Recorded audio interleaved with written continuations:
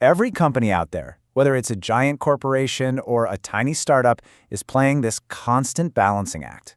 On one side, you have the cost of making things perfect, and on the other, you have the cost of fixing them when they break. It's this hidden battle between investment and penalty. Today, we're going to pull back the curtain on this whole idea. It's called the cost of quality. So let me just ask you this straight up. If you are in charge, where would you put your money? Would you spend it trying to get every single detail right before your product ever sees the light of day? Or would you hold on to that cash and just deal with the problems as they pop up? It sounds simple, right? But the answer to that question can make or break a business. That's the real dilemma we're digging into. So here's what we're going to cover. First, we'll break down what cost of quality actually is. Then, we're going to look at the two sides of the coin, the smart money you spend on good quality and the painful price you pay for poor quality. We'll see how it all fits together, and then, most importantly, why this whole framework is such a game changer for any business.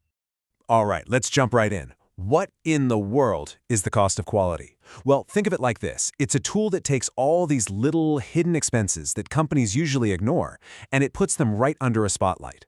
It makes the invisible visible, so you can actually do something about it. The official definition is pretty straightforward. The cost of quality, or CoQ for short, is the sum of everything. It's all the money you spend trying to make a great product, and all the money you lose when that product, well, isn't so great. It's the complete financial picture of quality, the good, the bad, and the ugly. And it all comes down to this super simple formula. Your total cost of quality is just made up of two big buckets: what you spend to get things right and what you spend because things went wrong. That's it. And this slide really gets to the heart of the whole philosophy. You can either be proactive or reactive. The cost of good quality is proactive spending. It's an investment you make in your future. But the cost of poor quality, that's reactive. That's a penalty you're forced to pay for past mistakes. So the choice is, are you going to invest now or are you going to pay the price later? So let's talk about that first part, investing in good quality. This is the proactive approach. This is where smart companies focus their energy. The first type of good cost is prevention. And the name really says it all, right? This is any money you spend to stop defects from ever even happening. It's like building a fortress around your process to make it failure-proof. This is your absolute first line of defense. So what does that actually look like? Well, it could be stuff like really careful planning or constantly tweaking your production line. But a perfect simple example is training. Imagine a little bakery spends money to teach all its bakers a brand new foolproof technique. Now, every cookie that comes out of the oven is perfect. That training cost, that's a pure prevention cost. Okay, but even with the best plans, nothing's ever 100% perfect. And that's where the second good quality cost comes in: appraisal costs. This is the money you spend to actively hunt for any mistakes that might have slipped through the cracks. Think of it as your quality control safety net.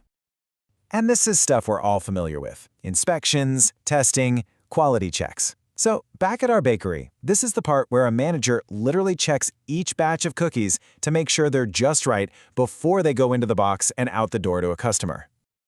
All right, so we've covered the smart investments. Now let's flip the coin and look at the other side: the price of poor quality. This is that reactive penalty you have to pay when prevention and appraisal fail.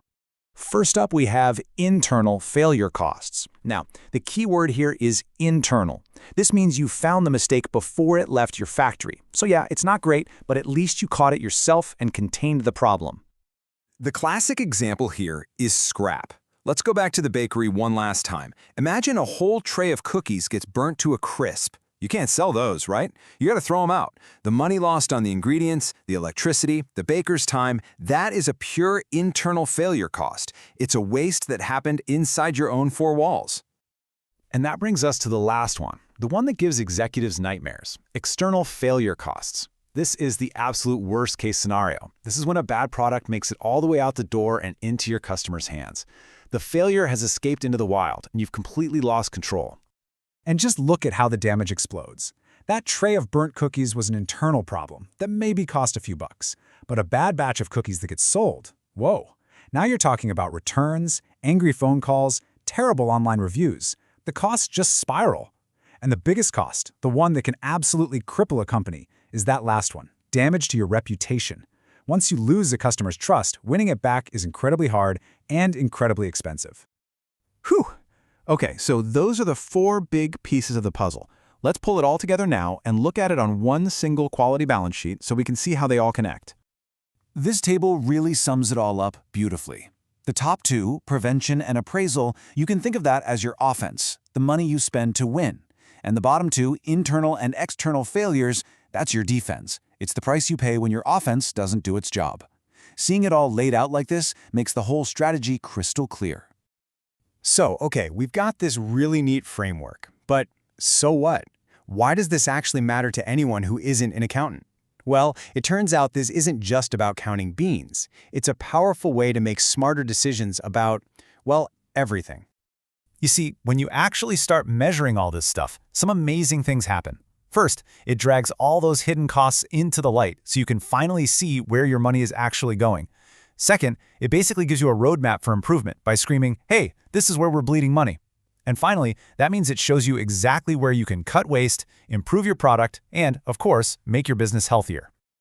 So I want to leave you with a final thought. The next time you see a big news story about a massive product recall, don't just see a mistake. See it as a choice that company made. And ask yourself, where did they fail to invest? Was it not enough prevention? Was their appraisal process broken? Once you start looking at the world through this lens, you'll never see business the same way again. Thanks for tuning in.